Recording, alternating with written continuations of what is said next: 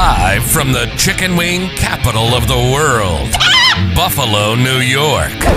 You're listening to the Childcare Bridge podcast, your source for the best tips, tools, and tactics on how to market and grow your childcare center, ensuring total domination. Total domination.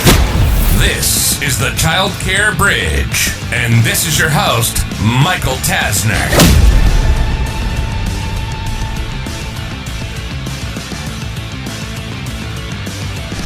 Hey there, and welcome to this week's episode of the Childcare Bridge. Today's topic is around doing some promotion for summer camp. So depending on where you are located across the United States and the world, summer camp is going to rapidly start approaching.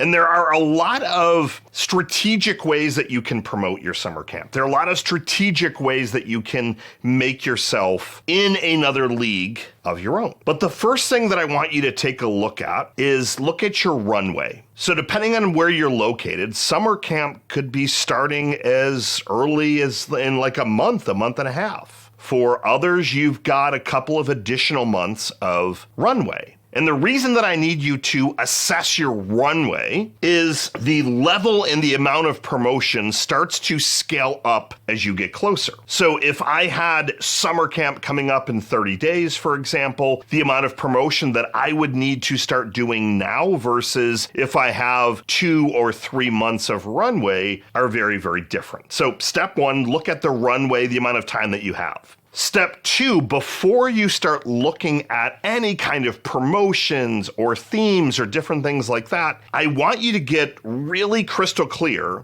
on your objective by way of numbers. How many kids can you take? How many kids do you want? What do you want those numbers to look like? Now, the nice thing with summer camp and being able to largely be outdoors is the ratios are much more exciting. And it can be very, very lucrative and very, very profitable for childcare center owners during those couple of months of summer camp. But how could you start to figure out how many teachers you're going to need, how many assistants, buses, field trips, all that stuff, if you have absolutely no idea the amount of families, the amount of kids that you're aiming to bring into your center or your multiple locations? So that number is then going to help dictate some of the next couple of steps. So let's say I want 100 families. And I want an average of 2 kids at each family. So I want 200, and we can support that. Last year we had 150 or 100. Start to look at the numbers and don't just necessarily slap something on the wall because that's what you want to go after. Really start to think it through. Look at your capacity. Look at the numbers that you can handle. And then make some assessments. Okay, great. Just because you could handle 300 or 500. I mean, we've got some centers that have lots of locations. I mean, they can handle thousands, not hundreds, but thousands. And just because you can handle it doesn't necessarily mean that that's going to be the perfect approach. So now that you've got a size of, great, I've got X amount of runway. Number 2, here's the goal that I'm going after. And let's keep the math simple. Let's say you're aiming for 100 people to enroll in summer camp. And there's lots of different ways to kind of slice and dice those numbers of full-time, part-time. And you can decide how you want to be reporting on those numbers, how you want to be checking in your metrics to make sure that you're pacing. So if you're bringing in 100 as your goal, is that 100 full-time equivalent, for example? So if you've got 50 that have came in as full-time, and then you've got another 50 at 3-day, well, then you've got to make sure you're offsetting with those 2 days, or you're going to be leaving a lot of money on the table. So get that number in mind. And from there, what you're going to do is you're going to combine those 2 numbers, the runway and the enrollments, and you're going to start to put some goals. Great, this month I want 25, I want 50, whatever those numbers are depending on the runway that you have. And where this is going to start to come full circle is this concept that I've talked a lot about, and this concept of marketing math.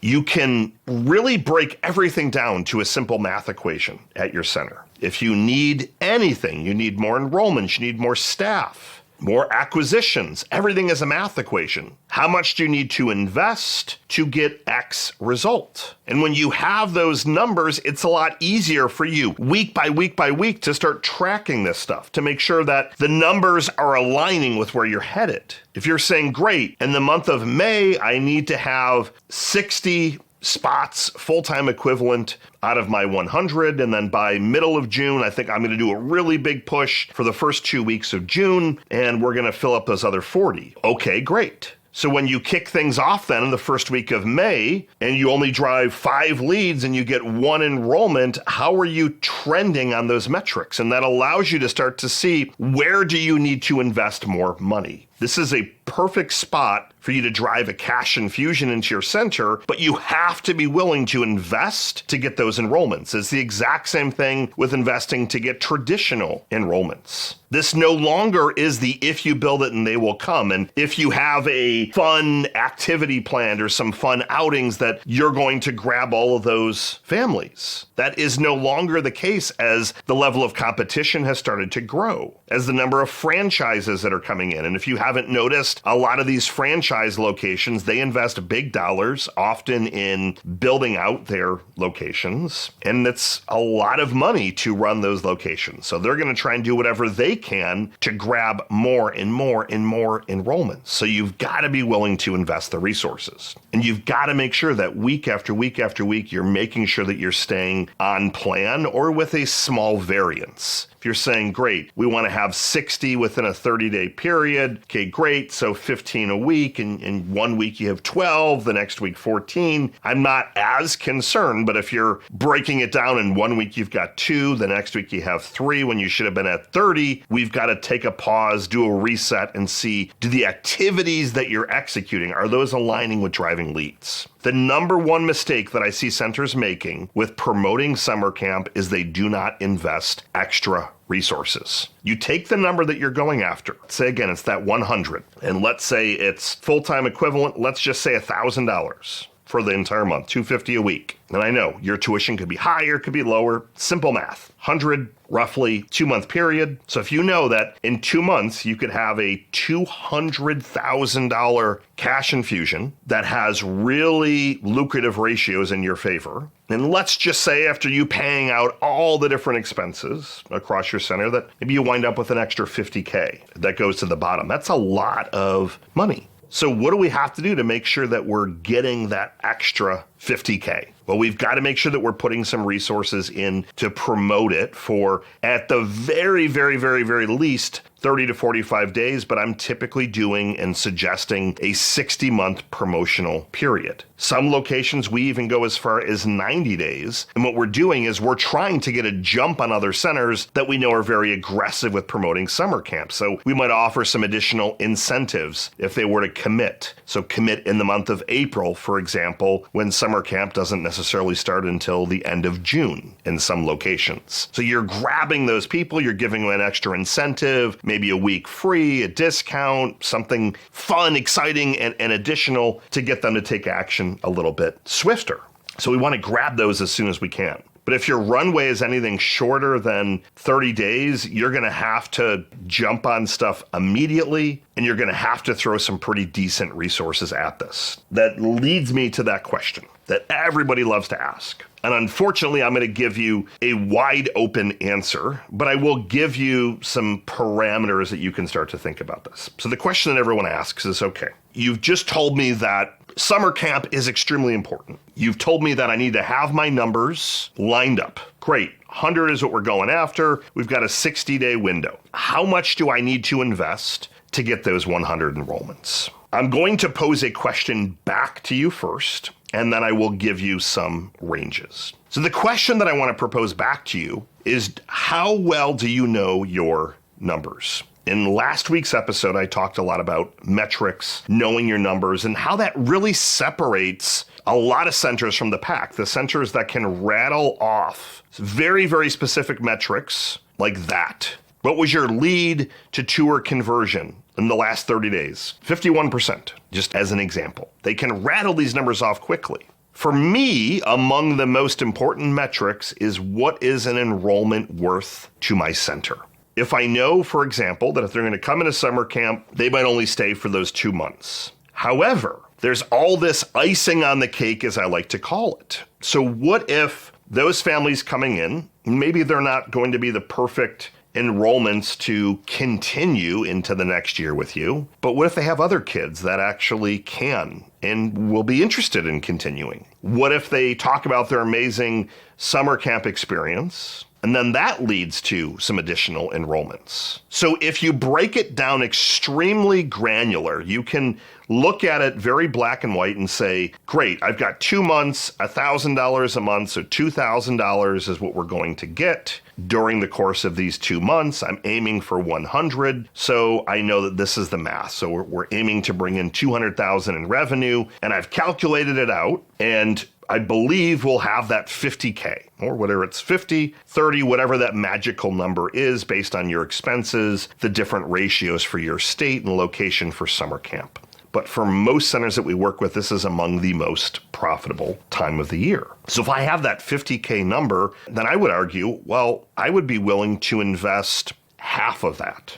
I'd be willing to invest $25,000 to make sure that we get 100 families. Because I know that A, I'm still going to make $25,000, and B, I know that there's always going to be icing. I love icing. Probably should use a better analogy, but I'm a big fan of what is that extra meat on the bone, that icing on the cake, the additional benefits that you didn't necessarily plan on, but you know that most likely you're going to get something additional. You're going to get some more Google reviews, some more word of mouth. You're going to most likely get some additional enrollments that you may not have gotten otherwise. So if I'm doing that math, and I'm saying I'm willing to invest half of whatever I plan on making back into the promotion, then for 60 days, I would have a $25,000 budget, 12 and a half. And I probably would shift it a little bit more, that maybe month 1 was 10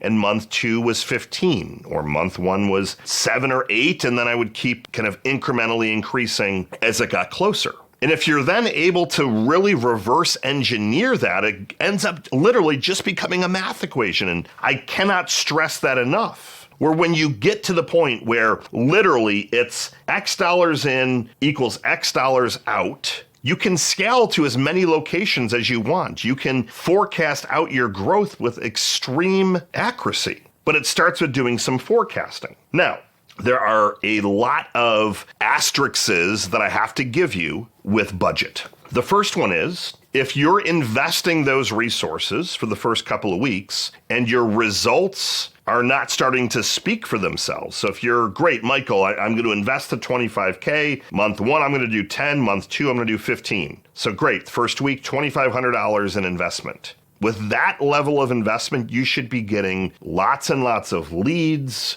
you should be seeing momentum. So if you're all of a sudden 3 weeks in and $7,500 has been invested and you've got 5 enrollments when you should have 35 or 40, you don't want to get so far down the path and not make any tweaks. And you're going to say, well, geez, Michael, you told me to invest half of what I was planning on making, and now I'm probably going to end up losing $100,000. You have to keep an eye on the cash, but you also, it's a delicate balance. You have to make sure that you're not panicking, but you need to be seeing results. I've been in the marketing game for 25 years. It's crazy for me to even say that, 25 years. And the game has shifted constantly, but metrics, tracking the results, that stuff, tracking those activities, that stuff doesn't necessarily change. 25 years ago, it was how much money am I putting in? How much money is coming out on the other side? Like it's pure and simple return on investment management.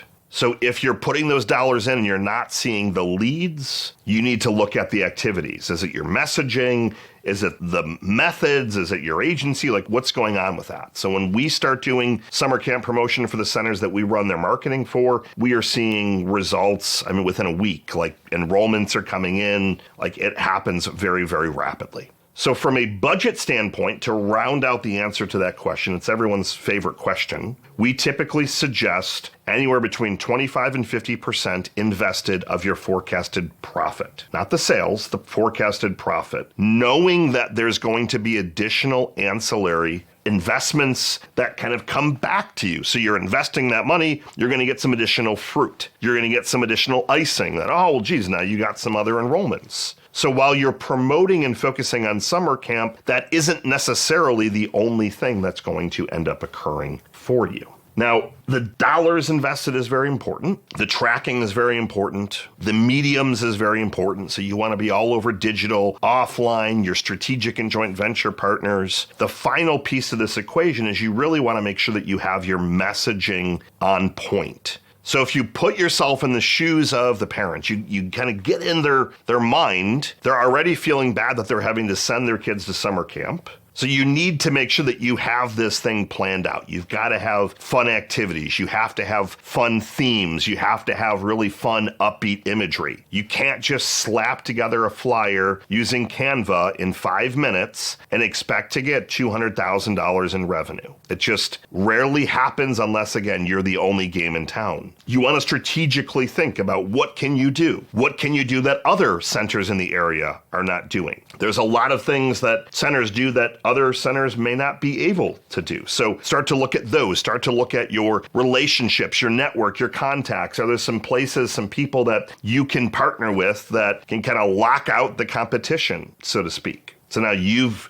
got this really cool activity that nobody else can do. So make sure that you are keeping that, I wouldn't say in the forefront of your mind, but it has to be a very, very large focus. For me, the forefront is lasering in on what are the numbers? What's the math look like? What am I aiming to get? What do I have to invest? And then I start to put that plan in place. And then after I've got the plan, then okay, great. I know that I need to really have this be kind of over the top. So let's do this. And we're going to cater this food once a week, for example, and this really cool petting zoo that we've never done before. And look at some things that you maybe have not done in the past. So that when you're putting the creative together for these campaigns, that you're getting really good results from your marketing efforts. Make sure that you have your plan. Like that's wrapping everything, tying this up in a bow. You've got to have your plan. You've got to have the numbers you're going after, looking at it every single week. You've got to have the dollars committed so that you can start to see those results and then tweak as you're going based on what the data is telling you.